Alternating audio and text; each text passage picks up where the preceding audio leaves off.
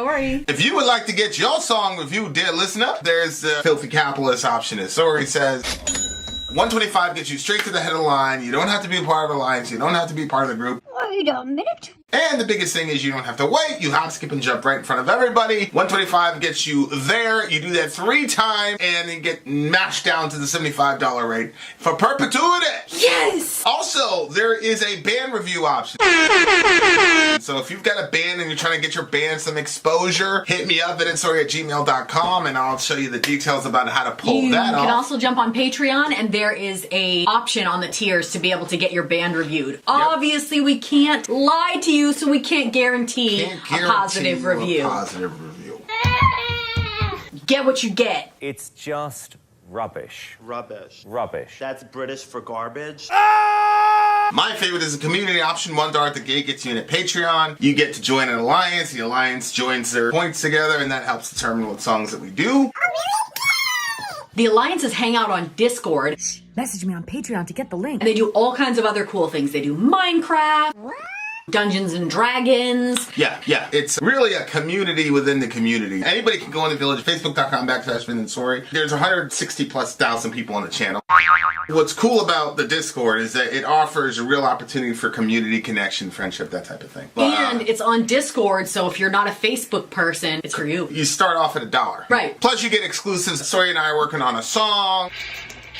So the first 15 seconds of that was on Patreon. Also, at $15 tier and above, when we actually debut the video, they're going to be there live with us. There you are, dear listener. Buy our merch. Buy our merch, indeed. A child shall lead them. To buy our merch. Yes, you're listening. Yes, you're listening. Yes, We you're have listening. a new band song review tonight. Yup. You see the little symbology here, dear listener. The new band that we're dealing with is the name. The band goes by the name of Sleep Talker. The name of the song is Lakeside Dreams. The name of the song is Lakeside Dreams. Are you gonna message me those lyrics or what? What are we on? Lakeside Dreams is the name of the song. The name of the band is Sleepwalker, not Sleep Talker. Sleepwalker. And I gotta tell the people in the band, I am having trouble downloading this video, bruh. I mean, it says Sleep Talker here on their YouTube page, so I don't know. Yeah. So talk to the people while I this song debuted 8 days ago, and we were late, unfortunately. But it's very new. It's extremely new. It's in the nascent stages, dear listener. And if you, they have a website, they have socials, they have merch, all kinds of stuff. All right. So if you're interested in any of that, this is also this little thingamajig right here is their symbol. Mm-hmm. Maybe I can get one of the folks in this band to delineate the imagery and what they were trying to communicate there. But that is for another discussion. This discussion is going to be about the band Sleep Talker and their amazing song. Supposedly, you guys know how we get down. We cannot guarantee you a positive review. So no guarantees. Look, I'm a metalhead. Everybody knows I love metal, all that jazz. But there's no guarantees, dear listener. There's no guarantees at all. We must speak the truth as we see it. Other than death and taxes. That corresponds with reality. That which corresponds with our reality. Because we are the reactors. Right. So it's really about our perceptions of things. Us. Me. Him. All right. Having said that, let me pull this up here. We got Middle Earth in this bitch. What's up, Cecil? What's up, Franco? Wolves in the midst. Is it a prog band? No, they're not a prog band. I don't think so. I got Tina over. Well, it says the Gent over there. We got. Or how do you say that? Gent. Right here. Is it a gent? It's a gent band, metalcore. Anyway, all right, guys, here we go. Wolves in the Mist. You are my favorite reactor to reactors, so we got stuff in common. All right, here we go, guys. It's about to begin. Let's do it. Here we go. The long-awaited debut. Sleep Talker. Let's go. Sleep Talker All right. And let's start. Lakeside Dreams in this bitch.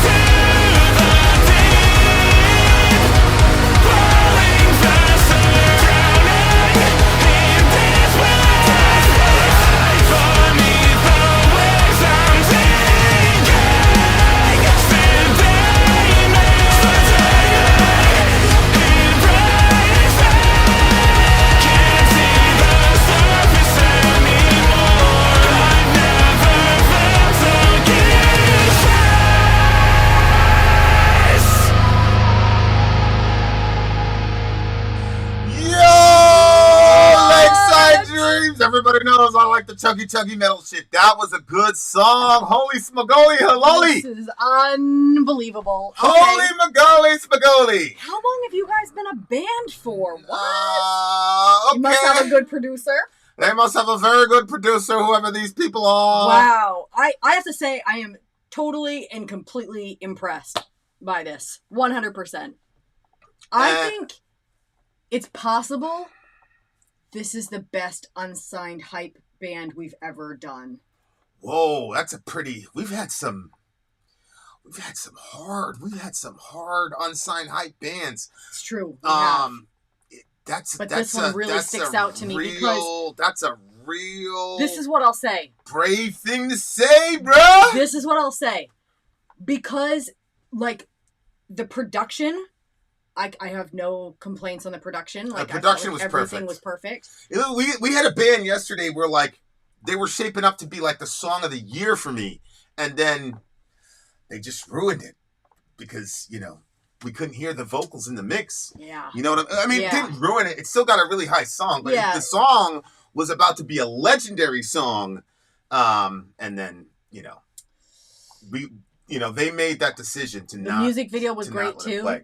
I have to be careful because I actually haven't seen the lyrics. I was watching that video. I liked the blue hue that was in it. And I liked the way that the drummer was like, I don't know. I didn't actually see him. I just heard the dun, dun, dun, the way that it hit the, I don't know. I liked it. Yeah. Let me pull up the lyrics because We are a lyrically driven channel. Yeah, so it starts off with, I'm broken, the glass is stuck in my veins. Whoa. It's a pretty good line. Yeah.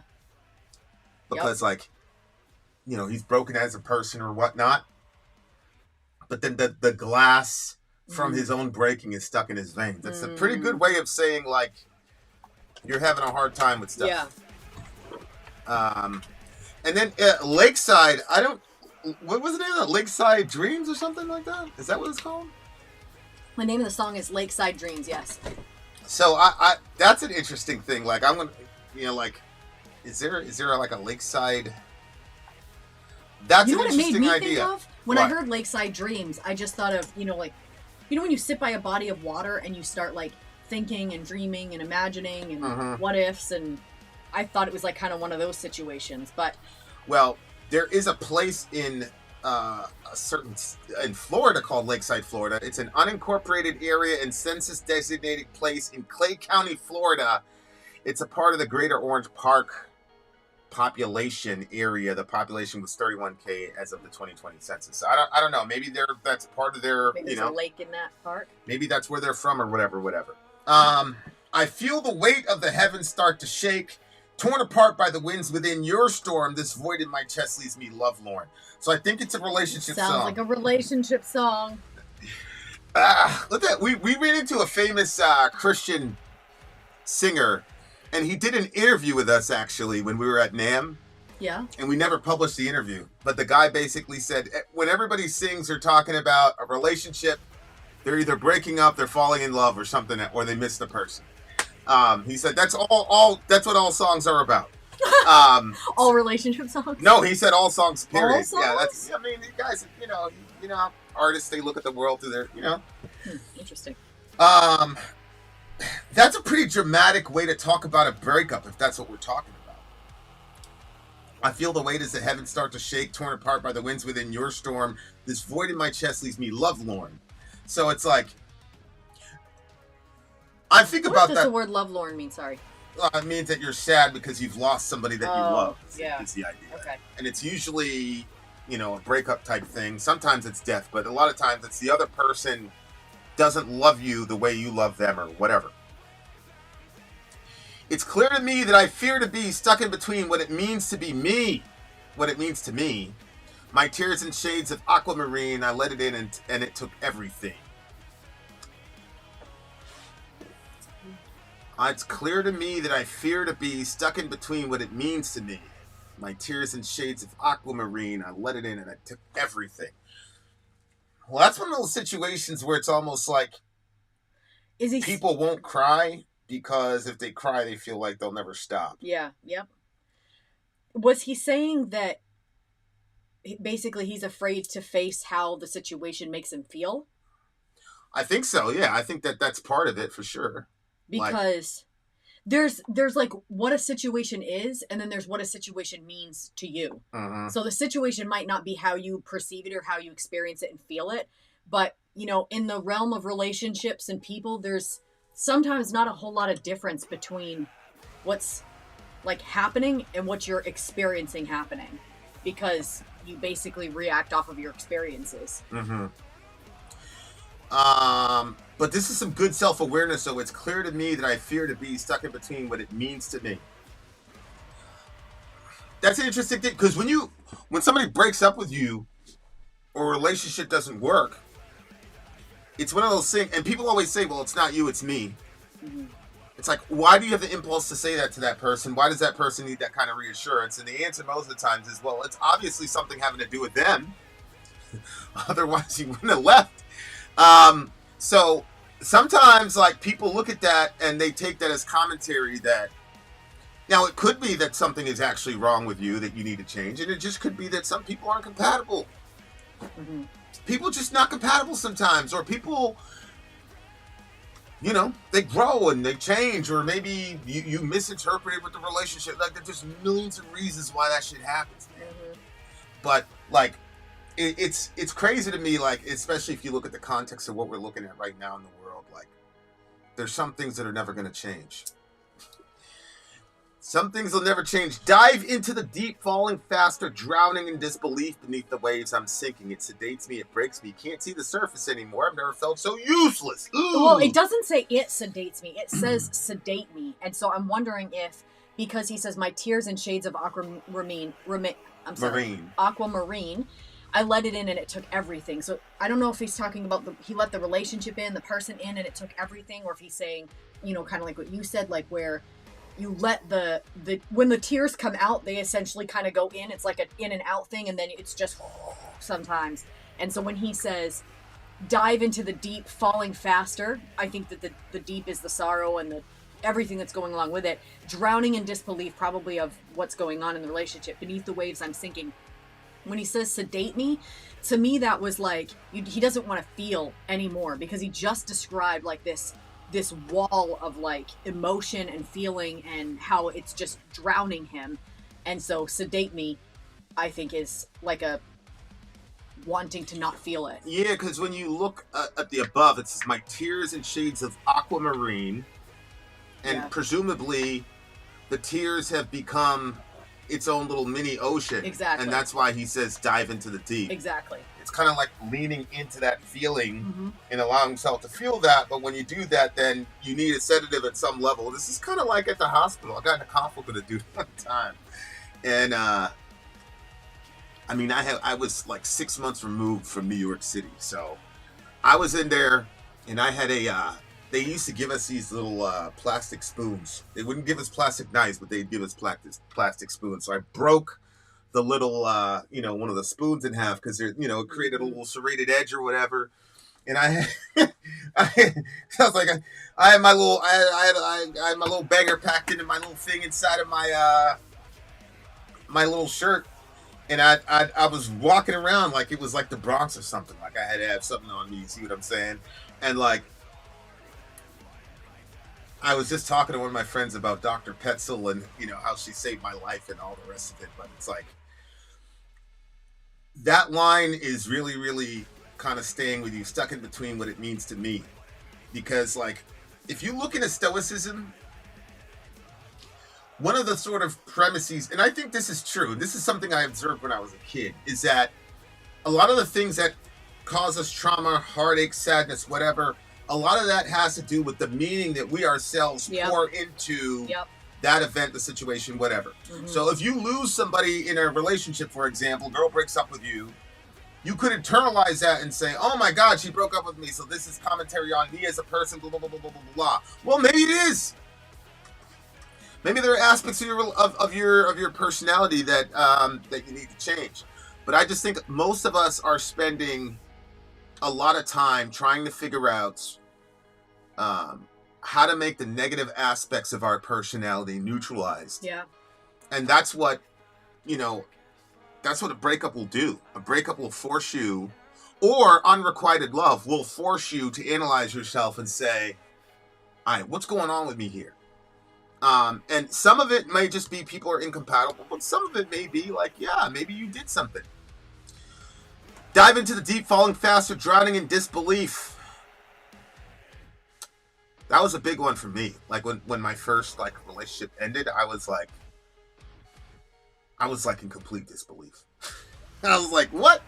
Like because I knew you never thought it was possible. I never thought it was possible. So it was like that was a crazy moment in my life. Like when I had the realization that, that shit is over with. It was a pretty crazy idea. You're talking about your first breakup? Well, my first marriage. Oh, yeah. I had breakups before, and I didn't really care about them. You know what I'm saying? But obviously, you marry somebody, right? And you're trying to, for life, So if somebody's like, I put out a contract to you and the whole entire world that I was going to be with you, and then they don't want to be with you anymore, that's like, look, man, you do whatever you want. You can say it's the girls, you can say whatever. But to me, I was like, I gave her some time, and then I talked to her later. We had a couple conversations about post-mortem, what happened in the relationship, that type of thing. It was actually pretty healthy.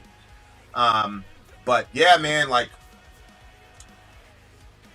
beneath the darkest low, I see the embers glow. This fear won't leave me be. I feel you haunting me. That's one of the reasons that I am the way that I am with people. like if I'm in a situation and we had some sort of intense relationship and there's some sort of like betrayal or something, I think the big thing for me is if I cannot trust you, then I don't see the point in continuing a relationship. And so the first time I see something like that, I'm generally out. And I think some of that has to do with like coming up in the Bronx, where like if somebody said they were your friend, like that has ramifications like immediately. So them dudes are coming out for you, and everybody knows they're coming for you. It's like 5 of them dudes, and it's just you and your friend. You see what I'm saying? Trust becomes something different than just, oh, I can't trust you anymore. You see what I'm saying? So I have that mentality, like and I've never really left that mentality. Like if I can't trust a person anymore, like it's not like I'm angry at you, so I'm never going to speak to you again. It's more like you're now a danger. You're now a danger to me, and I don't want to get in a situation where I feel like you and I are enemies, because I'm going to take it there. Wherever you're going to take it, I'm going to take it worse. So I would just rather I'll never talk to you again. You'll completely the memory of you will disintegrate. And oh my gosh, I mean, it happens. Like there's some people like that I know that we were friends or whatever. I've forgotten how they looked, like literally. So yeah, sometimes I'll bring somebody up and be like, who? Yeah. And I'm like, at first I thought that I was like, is he being serious? But no, after you were like, who? And then I would say the person like, and then I'd say from where, and then you'd be like, oh yeah. I was like, wow, that was really far away. Yeah, I mean that's how my mind works, man. It's a button, but it's interesting. Like one of the reasons I have that button is that line right there. This fear won't leave me be. I feel you haunting me. I hate that shit because I see how it affects so many other things. I'm not putting a moral value on it. I'm gonna put a value on it. You see what I'm saying? Like, I'm not putting a moral value to or from on the thing. All I'm saying is that's how I handle it, and the reason I handle it that way is because I don't want to have this like. And I kind of saw some of that with my mom, where she was like constantly giving my stepdad second chances, and in my view, like that literally killed her, took her life, and so. That's another thing that like when that happens, I'm like, okay, like I'm never gonna put myself in that situation. I'm never gonna be in a situation like that. Like, you make those vows to yourself when you're young, because I saw it going on over and over again with my dudes bathing in pink. I gotta say, like go ahead. That line when he said, I feel this fear won't leave me be. I feel you haunting me. I kind of took that line as like.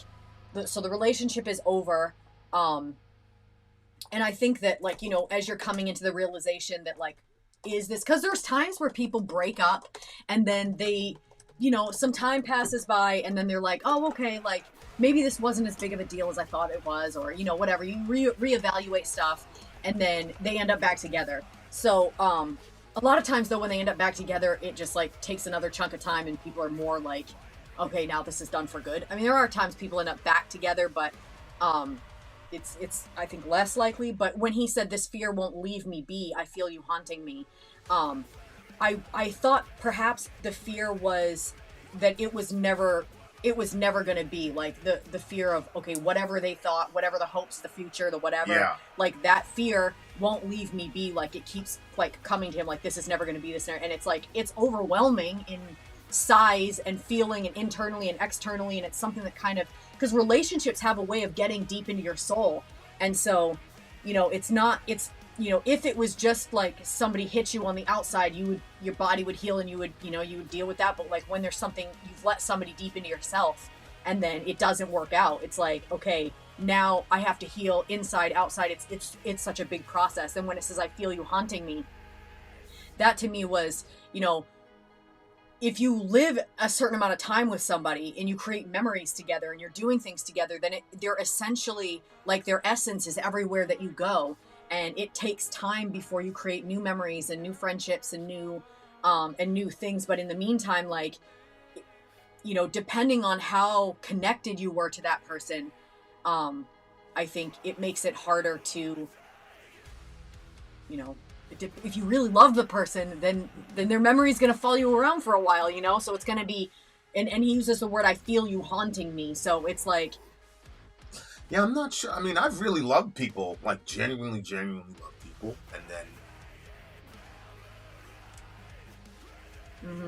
I'm not haunted by their memories. Like, I don't. Well, I think that we've always talked about that on the channel, that you sort of deal with that differently. Like, that you'll be like, you know, when you're gone, you know? But yeah. I don't think that's, well, I've never met anyone like you before. Maybe you've met other people like you. I've never met anyone that like kind of experienced it that way. What do you mean?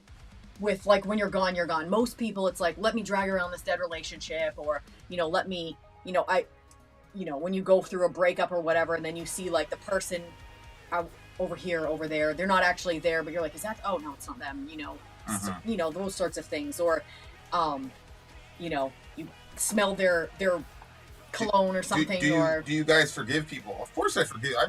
I mean, me personally, I think it's a weakness to just sit there and think about a person and be angry or whatever.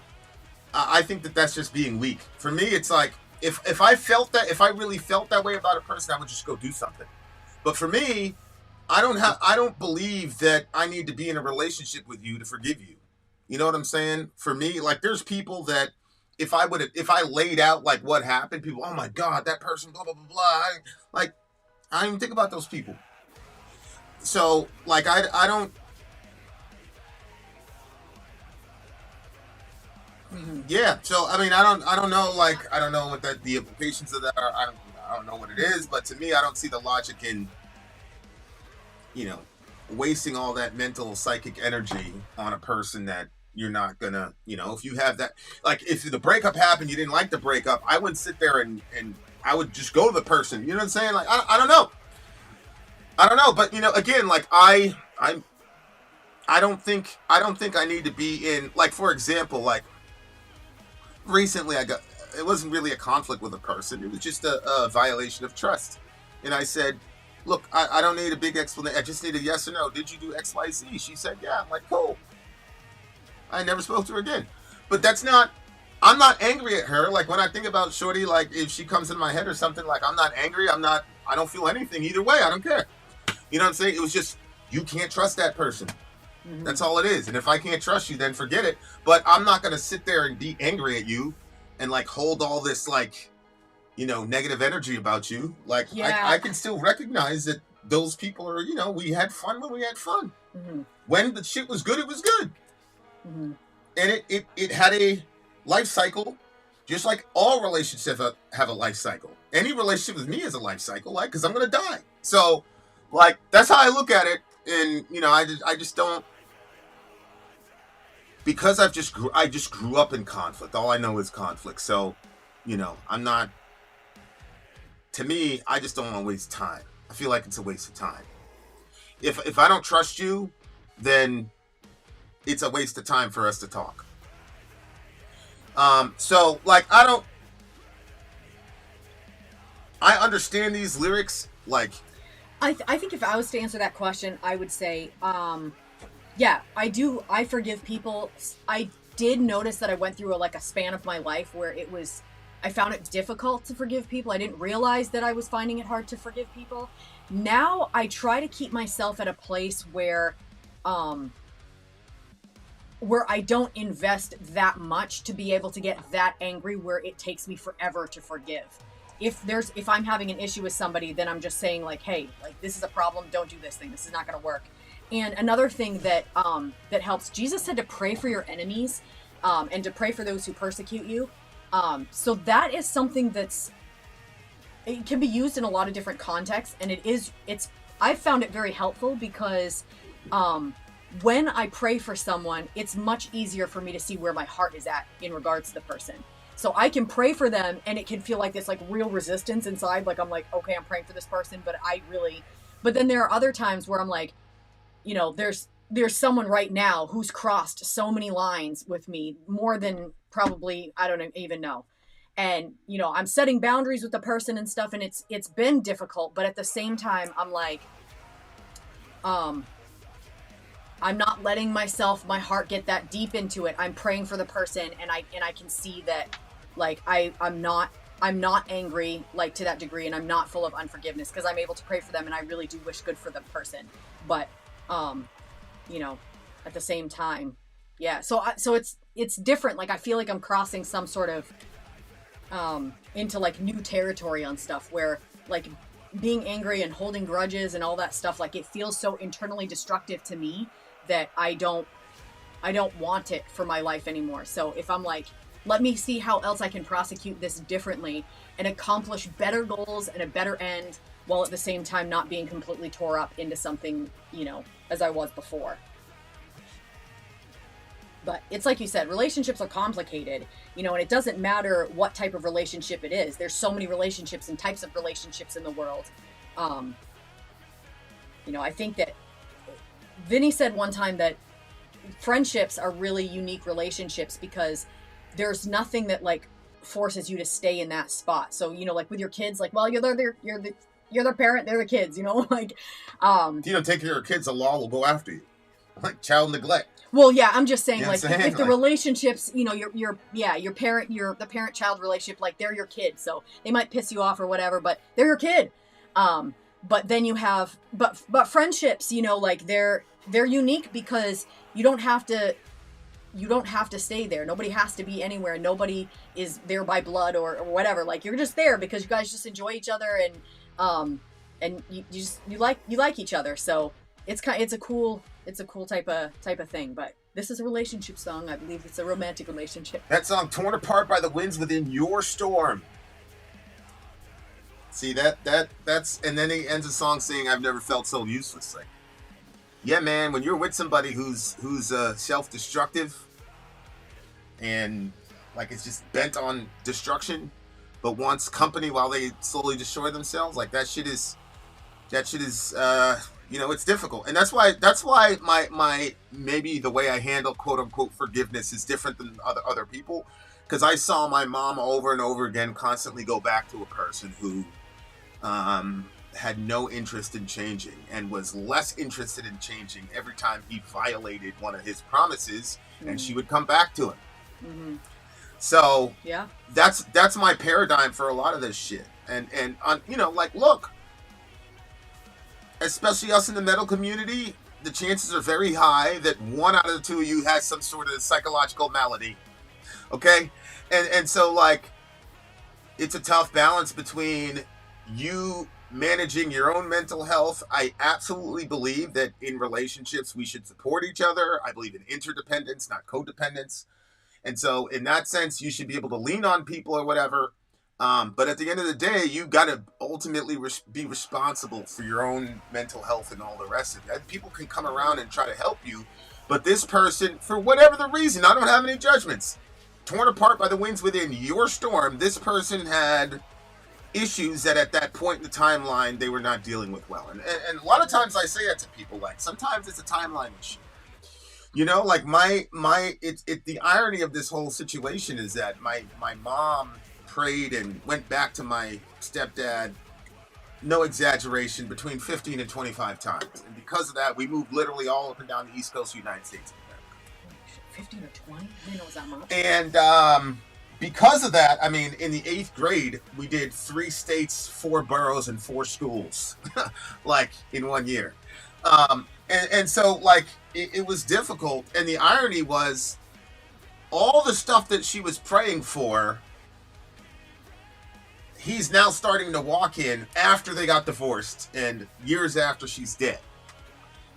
And so that whole situation really impacted me, because I'm like, I'm never going to put myself in a situation where I'm constantly asking for X, Y, Z. I don't care what the relationship is. Mm-hmm. You know what I'm saying? Like, I was like, yeah, after my mom, I was like, I'm not wasting time on nobody. So, like, that's one of those things, man. Like, and like I said, I'm not, like I said yesterday, like, I'm not the standard. I'm not saying this is the right thing to do. I'm just telling y'all how I'm relating to the song. I'm telling y'all about how, you know, what these lyrics mean to me. Can we talk a little bit about the musicianship, though?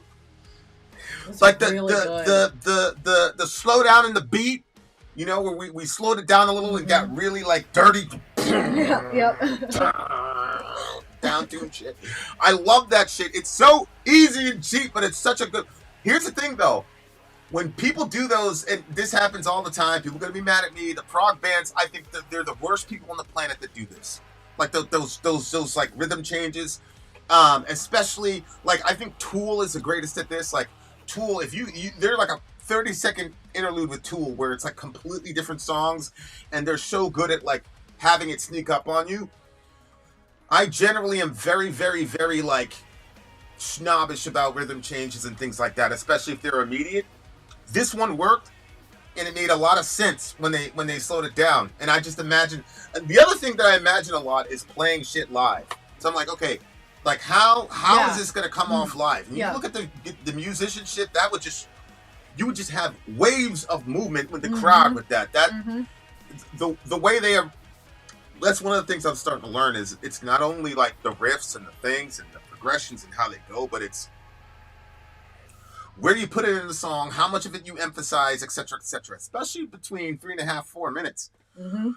It's so much harder to write a song than people realize. Like, it really, really, really is. Especially if you're trying to do something with your own little stamp of approval on it. I love the choruses. I love the cleans. The lead singer on that band is perfect. Like, no homo. He's a handsome brother. And he really, like, he can write his ass off, and he really feels like he feels the shit that he says. Like, you know, shout out to the homie. The musicianship was crazy. I would have liked to have seen more of the band itself rocking to that shit, especially doing the breakdown, like a 10-second thing of like the band like doing that. I'm a sucker for that shit. That's what converted me. You're gonna have to go to a live show. That's what converted me to metal was when we shoot our when we shoot our video. You just wait and see. You just wait. Yeah, their vocalist is crazy. I wanted to see. We had a black guitarist in that bitch. Shout out to all the black guitarists. There's like 5 of us in this bitch. That's right. The band said this includes guitar, bass, and orchestral elements in the pre-production stage. Yeah, I mean, their producers are badass. Like, I don't really talk about production a lot, except for, you know. Well, you do when they do a bad job. You're like, this is worse. This is horrible. Right. No. So, yeah, agree. And any time that it's an unsigned hype band, I'm always like, okay, the production is probably gonna be bad. Like, I just kind of like anticipate that. I did anticipate good production on this one, and I was not disappointed. I liked really the visuals, honestly, the like bluish hue that they put, and obviously, like I said, I wasn't following the lyrics. I was just kind of like watching, and then it looked like there was like a flickering light with the blue, and then when we got to the lyrical breakdown, I was like, oh, okay, the crying, the water, the drowning. It was cool. I liked it. Sleep Talker, you guys, Lakeside Dreams. Really good song, Lakeside Dreams. This is the band's, image in the background there. They have merch also. Is that in the description of the video, or should I add that? Yeah. We're going to put the link in the description. You guys need to follow this band. I promise you, this band is going to be on some shit, and we're probably going to be doing a show with them. That's going to be so fun. Probably going to be doing a show with them. I got to take care of a couple things, and then a couple rocks in Vinny's shoe. Couple rocks in my shoe. Maybe a boulder. And then we'll do the band thing, and then that'll be all you hear from me ever again. Thought it was Sleep Token for a second. No, this is an actually talented band. Envy. Whoa! Envy Volunteers. Shots fired. We don't deal with Sleep Token over here. We deal with Sleepwalkers. Actually, Sleep Token is a badass band. We love that band. I spit blood when I wake up. Yeah. Sing porcelain stain, choking up brain matter. How dare you insult them like that? I'm offended. Mainframe broke down, but I'm still messed up. Room feels like a meat feeling that dangling like coconuts. Miss calls and falls on people out of church. Okay. Our kids, like the little ones, will randomly all of a sudden, I split bod when I wake up. Yeah. I'm like, yo! And then I'm like, oh yeah, I did play that song a lot. Okay, good. What did you give the song? I'm giving this one a 9.8. 9.8. Shorty, I just saw Sleep Token live for my birthday on Monday. Oh, cool. Happy birthday. Happy birthday. I'm glad you were born today, Shorty. Good for you. I was about to be offended. They are better than Sleeptalker. I mean, Sleep Token. It's Sleep Talker. Yeah. They came up with the band name first. Damn it! All right, give I already did. Now you rate it. What did you give it? I gave it a 9.7. Or Well, did I give it a 9.8? If you're going on iTunes, and I don't know if this band is on iTunes yet, but if you're going for the immediate listen when I have my music time when I'm like in my zen, then at minimum you got to get a 9.8. So this is so 9.8. This one is a 9.9. If 9.9, 9.8. If some of it is a video. If I would have had a 30-second, especially with the background with all the band going in unison, I'm such a sucker for that. That Neil Viscara singing the breakdown with the Flowers Kaleidoscopes or whatever, when they did the little Metallica thing in the middle, and they were all kind of, what a freaking debut by this freaking band. We got it, you know, let's do it. Listen, Let's do it. Listen. We have reviewed literally thousands of songs. We have. Thousands of bands. We have. And, you know, sometimes it's like, you know what? I forgot. There was this one. Go ahead. There was one song, and it's... Go ahead. It was historically bad. And when I say historically bad, it was like... the VG, is it the VG? Stop! I wasn't going to say it out loud. No, I'm not going to say VG. Yes. VG? Of course, yeah. But the thing is... See, I couldn't tell if that guy was serious or was he serious? Right, I don't know either. But the thing is, of all the reactions that we've done, that one I cannot forget. I cannot forget that song. I can see it. I can even hear it, which, if you guys know anything about my memory, it's like, for remembering stuff like that is like crazy. So sometimes I'm like, man, you did some historical shit. I should reach out to that person and be like, you get a free song. Maybe he's done better by now. But anyway, this song, you guys did a great job. I was super impressed. I'm Sleeptalker. Excited about the future, if you know what I mean. And I think the channel is going to benefit off of this relationship. Oh man, 9.9 for me. Okay, 9.8 for me. I needed more of this in the freaking video. All my memory is used up for music lyrics. I can definitely see that. All right, guys. Thank you very much for that. Thank you to the band Sleeptalker. Maybe we'll score an interview with this band. I don't know. Much love to all you beautiful people of the village. If you dare listen and would like your song reviewed as part of the unsigned hype section, no problem. Hit us up, bitsarry@gmail.com. You will reach your boy directly, and then we will set that up for everybody else. There's also a tier on Patreon if you want to do it that way. Whichever way you decide. Thanks for coming through, you guys. Goodbye, everybody. Shout out to Sleeptalker. Shout out to NV Villain Tears, all that shit. We will see you beautiful people on the other side.